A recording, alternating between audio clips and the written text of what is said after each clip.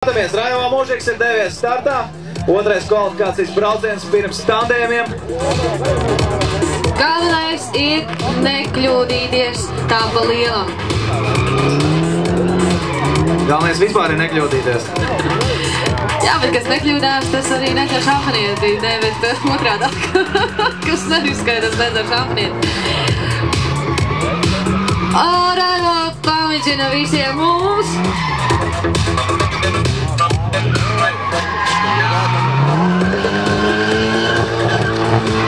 Nu skaista viņam tā automašīna, tiešām.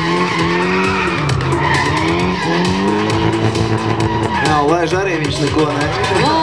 Pasties, bet liesmas nāca no izpūtē. Viss kārtībā, tas skatītājiem pa prieku. Pastāst, kāpēc lūdzu liesmas nāk ārā no izpūtē dažām automašīnām? Nu, ir vairāk varianti, kāpēc viņas tur nāk ārā. Pirmais ir, kad... Tu tad patīsies, kas notiksies garajā ovālā, un tad pastāstīsim, kas notiekās ar liesmām no izpūtēji.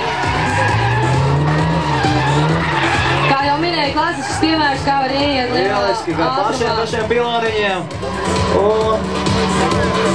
Un finish.